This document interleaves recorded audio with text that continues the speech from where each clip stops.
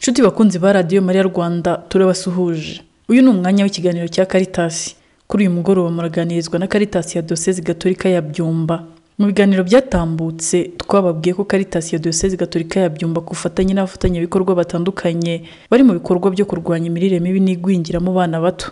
Muri iki kiganiro turabagezaho ko Caritas ya Diocese Gatolika ya Byumba na World Vision Rwanda barwanya ikibazo cy'imirire mibi n'igwingira mu bana hakoreshejwe uburyo bw'iziko ry'iminsi 12 ndetse nuko Caritas n'abandi bafatanyabikorwa bita ku bana mu ngo mbonezamikurire y'abana bato. Njye bagezaho iki kiganiro nitwa Musabyimana Joseline. Umwana we naramubonye ndamutangarira, yarandehebye ndamwunamira, ansekeye ndamuterura ndamudabagiza. Umwana we yaransabye sinamwima, sanga ari umuntu wo gukorera, ari umuntu wo kubaha. Umwana we nasanze koko ari umutware, boza ibirenge bagasiga amavuta, bagasokoza umusatsi. Twanyarukiye muri Caritas ya Diocese Gatolika ya Byumba tuhasanga Padiri Augustin Nzabonimana, umuyobozi w'iyi Caritas, maze atubwira muri make iyi gahunda bafite yo kurwanya imirire mibi n'igwingira mu bana bato ari mu ngo mbonezamikurire ndetse no muri gahunda y'iziko ry'iminsi 12, icyo bifasha abanyarwanda ndetse n'uruhare rwa buri wese yagakwiye kugira ku mikurire y'umwana. Ese Padiri byifashe bite? Murakoze cyane nk'uko watangiye bivuga, kandi dukunze no kubisubiramo, ndetse n'umushumba Diocese yacu nyirico Musenyeri Papias Musengamana akunda kubivuga. Ikibazo cy'imirire mibi kigaragara mu bana kiraduhangayikishije. Ni urugendo, ni urugamba twatangiye rwo kurwanya imirire mibi binyuze muri gahunda zitandukanye za Diocese. Hari imishinga myinshi rero yagiye ikorwa ishingiye ku muryango, ndetse hari na gahunda twagiye dufatanyamo n'abafatanyabikorwa batandukanye mu byo twitaga cantine scolaire. Cantine scolaire aho twagaburiraga abana babakene mu bigo by'amashuri, abana batabashaga kubona indyo yuzuye, tugafatanya n'ibigo abana bakagaburirwa bakitabwaho. Hari n'ibyo twageraga byitwaga centre nutritionnel zafashaga abo bana baturuka mu miryango ikennye bafite ibibazo by'imirire kugira ngo bashe kwitabwaho, ariko hakaba n'uburyo bwo kwigisha ababyeyi babo uburyo bategura indyo yuzuye n'uburyo bwo kwita kuri abo bana. Ubu rero hari gahunda na leta nayo yinjiyemo hashize igihe, binyuze mu ngo mbonezamikurire abana bato. Ibyo twadushimira akarere ka Gicumbi ko dufatanya mu gukurikirana izo ngo mbonezamikurire, ukabona ko hari ibikorwa kuko dukurikirana uko zikora, ndetse tukagerageza no kuzongerera ubushobozi n'aba bantu bazitaho abitwa abakayagivers. Ubu rero tumaze kubona nanone ko ikibazo cy'imirire mibi mu bana bato gikabije, ndetse na leta ikatugaragariza imibare ko abana bafite ikibazo cy'imirire, kugwingira n'ibindi bari hejuru y'igipimo cya 38%, tukongeyemo imbaraga. Mu kongeramo imbaraga rero tugize amahirwe dusanga umufatanyabikorwa wacu mwiza dusanzwe dufatanya muri gahunda zitandukanye, World Vision, bafite gahunda nawe yo kurwanya imirire mibi mu bana, bakavana icyo gipimo kuri 38% nk'uko na leta nayo ibisaba yabigize intego. Tukarangiza uyu mwaka wa 2024 tugeze wenda kuri 19%. Twatangiye rero iyo porogaramu mu turere tumwe na tumwe aho dukorera, ariko nanone atari ku bana bose, kubera ubushobozi nyine dufite. Ubwo rero tukaba twaratangiye iyo gahunda, tukaba tugiye kumara tumaze ibihembwe 2-3 turi muri iyo gahunda yo kugabanya igipimo cy'abana bafite imirire mibi. Twatangiye rero iyi gahunda dufite intego yo kugera ku bana bagera ku bihumbi hafi 70, hari abafite ibibazo n'abadafite ibibazo bikabije. Muri abo 3,700 nabo bari bafite ikibazo cy'imirire kigaragara, imirire mibi. Abo bose aho bigeze uyu munsi rero tukaba tumaze kugera turi hejuru ya 80% y'intego twihaye, kandi twatubona biri gutanga umusaruro. Usibye ko kurwanya imirire mibi ni gahunda ihoraho, ntabwo bavuga ngo narabiranduye burundu, kuko hagenda havuka kesi umunsi ku wundi. Tugomba kubikora kugeza igihe umuryango nyarwanda ugize umuco wo kwita ku bana, kandi tukagera no ku rwego rw'ubushobozi, tukazamura umuryango ukagira ubushobozi. Murakoze cyane Padiri. Turashaka kubabaza, ese mu gice cy'amajyaruguru mukoreramo, amajyaruguru ni ahantu hagira ikirere cyiza ku buryo abantu bahinga bakeza, ku buryo hatagakwiye kugaragara imirire mibi. Ese iyo mibare mumaze kugaragaza ituruka he? Ni ikibazo natwe twagiye twibazaho. Urebye ntabwo iki gice cy'amajyaruguru turimo, urebye akarere ka Gicumbi uyu munsi mu gihugu niko karere gafite umukamo uri hejuru w'amata y'inka. Ni akarere keza ku buryo igihe cyose bashobora guhinga badashobora kubura imboga n'ibindi. Na Burera dukoreramo, Rulindo ndetse na Gakenke, ubona batakagize icyo kibazo cy'uko abana bagwingira cyangwa se barwara indwara zirimo bwaki n'izindi ndwara zituruka ku mirire mibi. Ikibazo twasanze gihari, ntabwo navuga ko ari ubushakashatsi bwakozwe ngo bigaragazwe n'ubushakashatsi, ariko tubona hari ikibazo cy'imyumvire y'ababyeyi. Ababyeyi kugira aho batabasha kwita ku bana babo, ngo bumve ko umwana agomba kugaburirwa indyo yuzuye. Hari n'abatazi iyo ndyo yuzuye, ntabwo ari bake, ni na benshi. Ikindi bigendanye n'iyo myumvire, nanone ayo mata arahari, ariko usanga ababyeyi bamwe bumva ko amata agomba kuvamo amafaranga, abana bakabura amata yo kunywa kandi umukamo wabonetse. Ibyo birahari. Ikindi ni umuco twavuga wo gutegura indyo yuzuye, abantu bakamenya ibyo barya. Ibyo barya ni ibihe, ibyubaka umubiri, ibirinda indwara n'ibindi. Ntabwo abantu benshi barabimenya ngo babimenyere. Byumvikane ko abantu bizi ibyigendanye n'imirire baracyafite akazi muri iki gihugu, ibyo bagomba kwigisha ababyeyi. Ikindi tubona nibyo koko, ntabwo igihugu kiratera imbere ku buryo twavuga ngo ibiryo birahari bihagije. Hari ahantu henshi usanga bafite ikibazo cy'ibiryo, ibiryo bikiri bikeya, ku buryo abantu basaranganya ibiryo, ugasanga umwana rero nawe aho ngaho arahaguye. Hari gahunda leta yagiye ishyiraho zo kunganira ababyeyi, ariko nazo ugasanga nyine ababyeyi bamwe ntibabyumva, ku buryo niba bahaye na yafu yo guha umwana igikoma, hari nabo usanga nyine ababyeyi basangira n'umwana kubera bwa bukene. Hari nabo bagera bakayigurisha, usibye ko n'abayigura nabo usanga nyine nabo bafite ibyo bibazo by'imyumvire. Ibyo ni ibintu bigenda bibaho, bigenda bigaragara mu bitera abo bana kugwingira. N'ibyo birimo imyumvire n'ubukene. Imyumvire, ubukene, hari ubukene ku bintu, ariko nyine ubukene bwo mu mutwe nabwo bugendana n'imyumvire, nabwo ni ikibazo.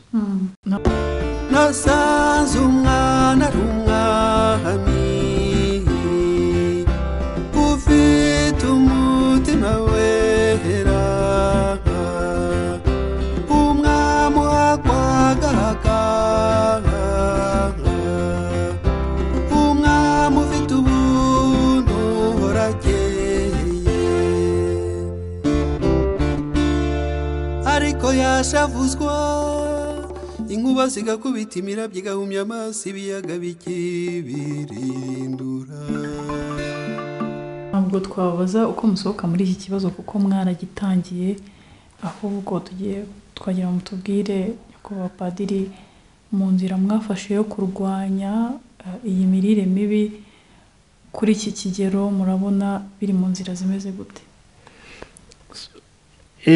Biri mu nzira nziza kuko harimo ubukangurambaga cyane, ndetse no guhuza n'izindi nzego n'abandi bafatanyabikorwa dukorana, ku buryo ubona abantu bari kugenda bumva. Ikintu cya mbere kiba gikomeye ni uko abantu bumva ikibazo bakacyumva kimwe.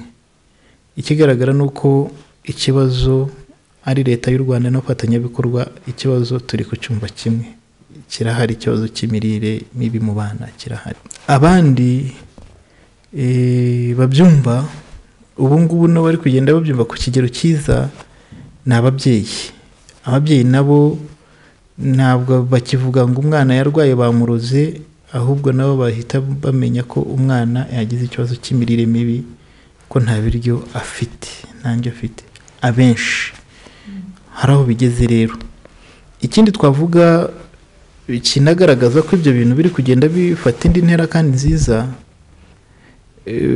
muri iyi gahunda dufatanya na World Vision aricyo twita iziko,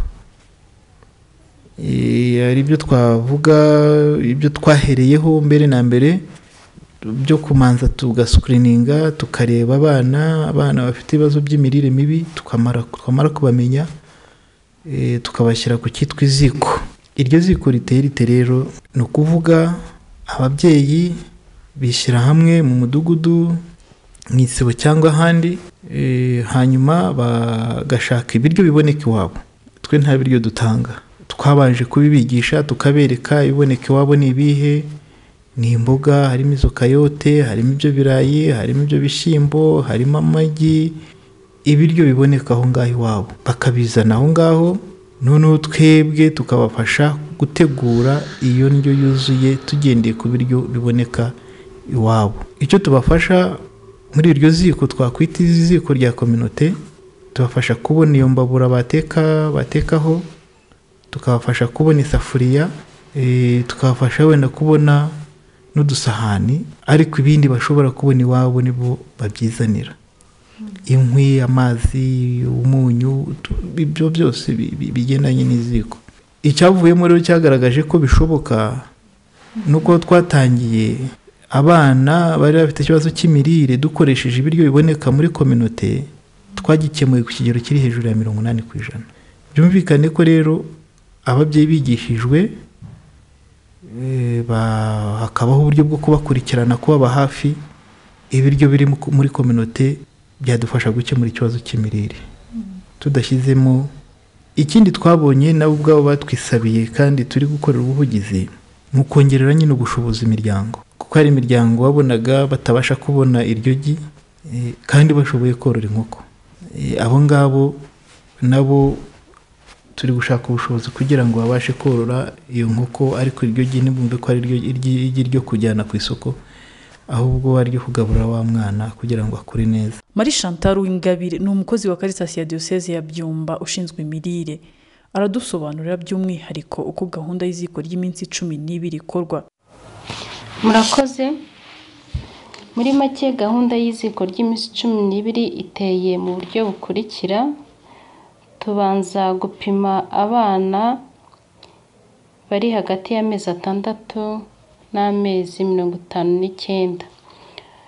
Tubapima rero dukoresheje uburyo mpuzamahanga bwo gukurikirana ubuzima bw'umwana, dukoresha umunzani, miwake ni ugupima ikizigira cy'ukuboko, tugapima uburebure dukoresheje agasambi. Ibyo bikoresho bikaba bikoreshwa n'abajyanama b'ubuzima cyangwa kwa muganga. Noneho hakabaho n'igipimo bita tuwaze, nacyo gikoreshwa bitewe n'igihe umwana agezemo, nacyo gipima uburebure, ariko tuwaze ikoreshwa n'abaganga. Ibyo bipimo rero iyo umaze kubifata ujyanisha bitewe n'igihe umwana agezemo. Ibyo bikwereka niba umwana ari gukora neza cyangwa se ari mu mirire mibi. Iyo tuvuga ko umwana ari mu mirire mibi aba ari mu muhondo cyangwa se mu mutuku. Nyuma yo gufata ibyo bipimo rero, abana bagaragaye ko bari mu mirire mibi, bari muri uwo muhondo cyangwa bari mu mutuku, tubashyira ku iziko ry'iminsi 12.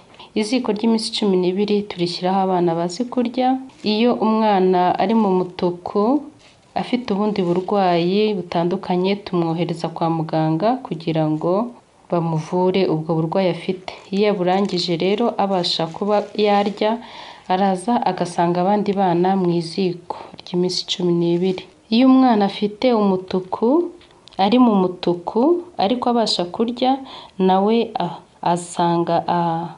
nawe ajya ku iziko. Ni ukuvuga rero iziko ry'iminsi 12 rijyaho abana bari mu muhondo n'abana bari mu mutuku babasha kurya. Ibyo rero tubigisha muri iyo minsi 12, duhitamo urugo rw'aho mu mudugudu, abo twita ba mama rumuri, rufite imibereho nk'iy'abo babyeyi bafite abana bari mu mirire mibi, tugahurizamo abana 10. Abo bana 10 rero bazana n'ababyeyi babo, tukabigisha gutegura indyo yuzuye igizwe n'ibyubaka umubiri, ari byo dusanga mu binyamisogwe, ibishyimbo, amashaza n'ibindi. Kongeraho ibikomoka ku matungo, ari byo dusanga indagara, igi, amata ndetse n'inyama, bitewe n'icyo buri wese abasha kubona. Tukongera rero tukabigisha guteka ibitera imbaraga, ari byo dusangamo ibirayi, ibijumba, imyumbati, amateke, ibikoro n'ibindi. Tukabigisha guteka ibirinda indwara, ari byo imboga. Imboga rero hari dodo, hari isogi, hari isogo, hari karoti, hari amashu, hari intoryi, hari epinari, hari isombe n'izindi mboga ziboneka iwacu mu Rwanda ndetse no mu mudugudu aho dutuye.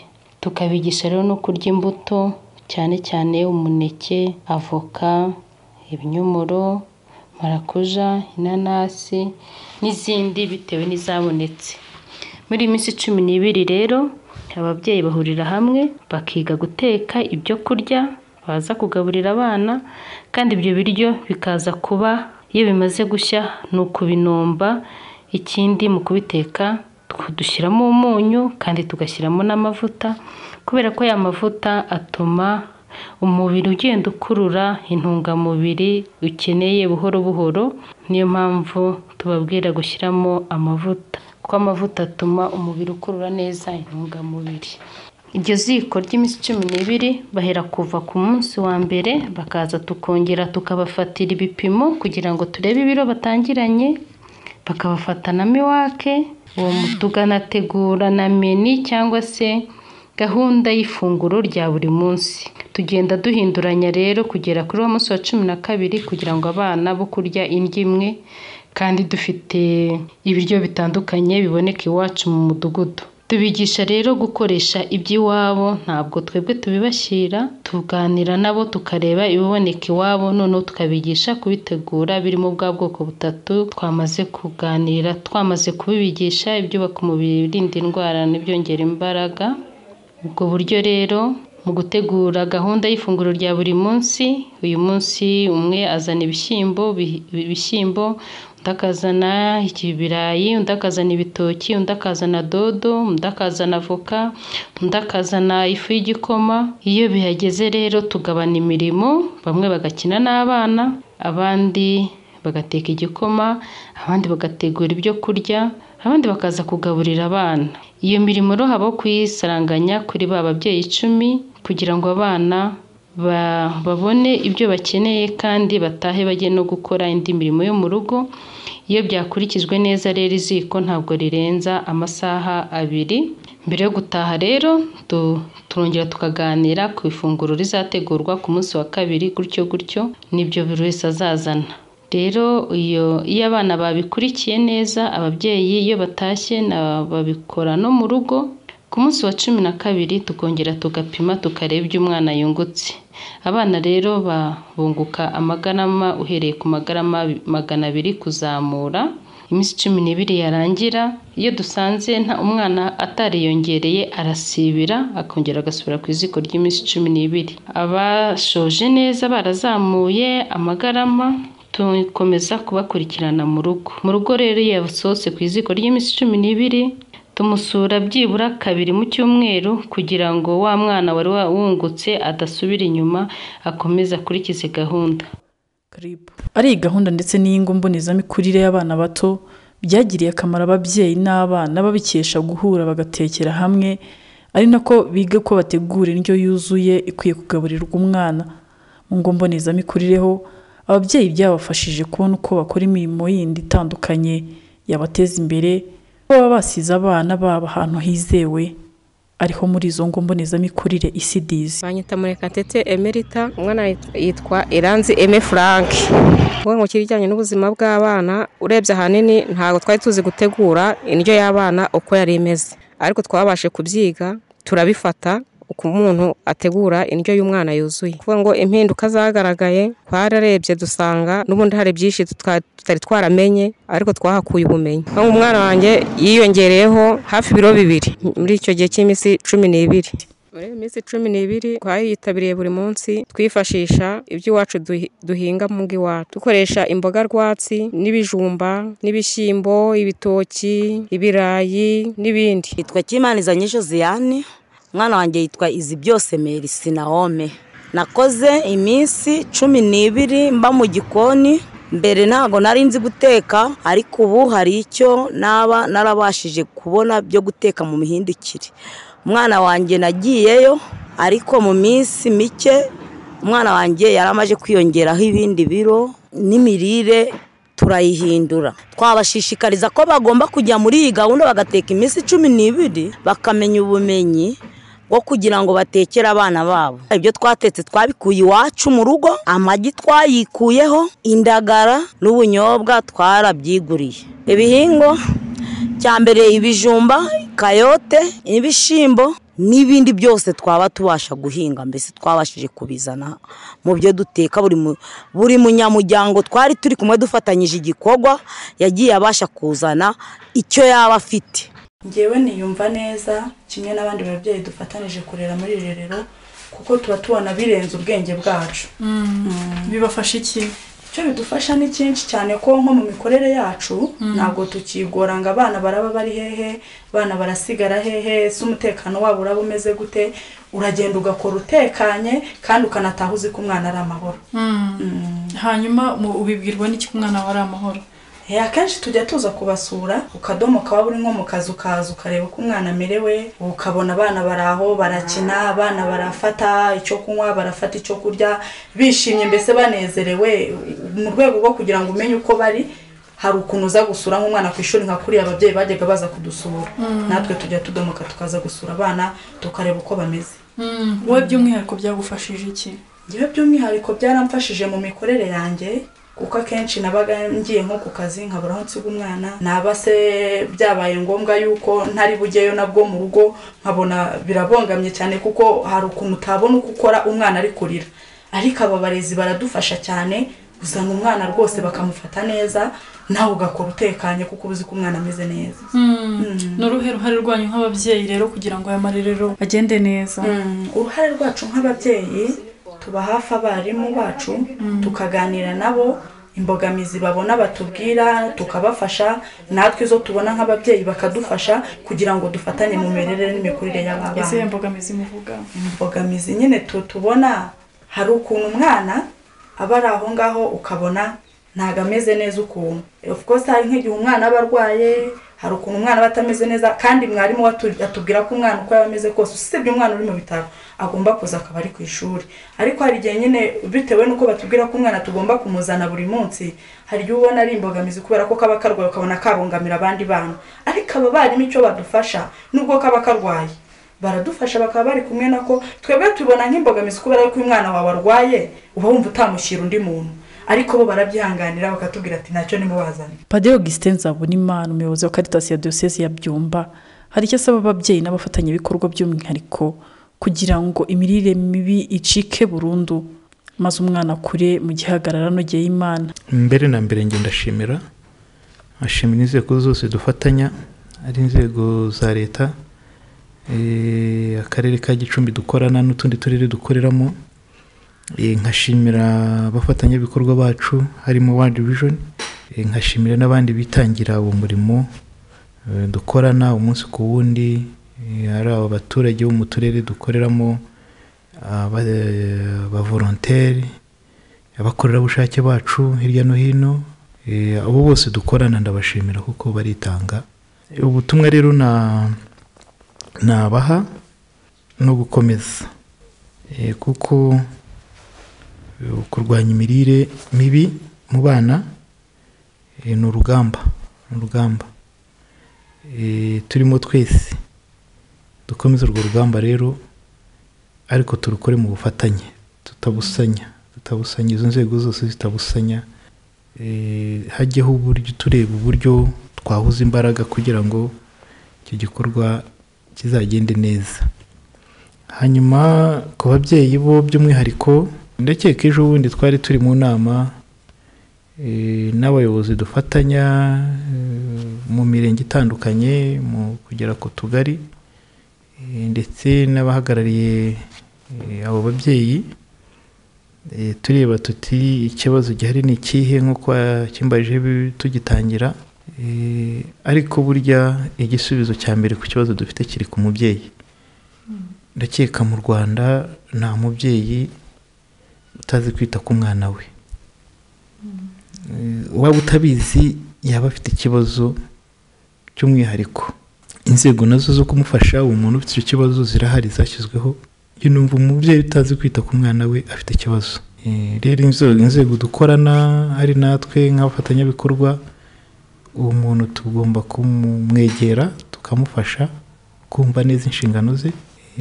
Niba narwaye avuzwe, igisubizo kiri mu babyeyi. Ababyeyi bumve umuhamagaro wabo wo kurera, kugira urukundo umwana, ukamurera ukamwitaho, umwana akagutera ibyishimo. Numva umwana utera ibyishimo n'umwana umeze neza. Sinzi umubyeyi ubona umwana we umeze nabi agahinda aba afite. Ababyeyi bumve ko ari ishema ryabo kugira umwana umeze neza, bitangira abana babo, bareke kujya mu bindi. Hari ababyeyi usanga umugabo yasinze, umugore yasinze, umwana akaburara. Ibyo ni ibibazo rero biri mu kutita ku nshingano z'ababyeyi. Ababyeyi rero mwumve ko igisubizo kiri mu cyo kurwanya ibibazo by'imirire mibi no kugwingira kiri mu biganza byanyu. Abandi iyo tuje iwanyu tuba tuje kubafasha, kubunganira. Ntabwo ari kubafasha, ni ukubunganira, ariko mwumve ko nta nubwo ari ishema. Njye numva atari ishema kumva ko umuntu yaje gufasha umubyeyi kurera umwana yabyaye. Biba byananiranye. Nshuti bakunzi ba Radio Maria Rwanda, tugeze ku musozo w'ikiganiro cyacu cy'uyu munsi. Caritas ya Diocese ya Byumba na World Vision Rwanda bari muri gahunda yo kurwanya imirire mibi n'igwingira hakoreshejwe uburyo bw'iziko ry'iminsi 12 mu gice cy'amajyaruguru y'u Rwanda kizwi nka Buranga, kigizwe n'uduce twa Kageyo, Kinihira, Tare, Kivuga na Buberuka. Naho mu ngo mbonezamikurire y'abana bato, Caritas ya Diocese ya Byumba kufatanya n'akarere ka Gicumbi bakurikirana serivisi zose zitangirwa mu ngo mbonezamikurire. Ni ukuvuga ko Caritas ya Byumba ikorera mu mirenge yose igize aka karere ka Gicumbi. Turabibutsa ko turimo kwegereza ukwezi kwa Kanama, ukwezi kwahariwe by'umwihariko ibikorwa by'urukundo n'impuhwe. Mu kiganiro gitaha tuzabagezaho ko muri Diocese Gatolika ya Byumba barimo gutegura iyi gahunda. Tubashimiye ko mwadukurikiye. Njye wabagezaga iki kiganiro nitwa Musabyimana Joseline. Mugira amahoro.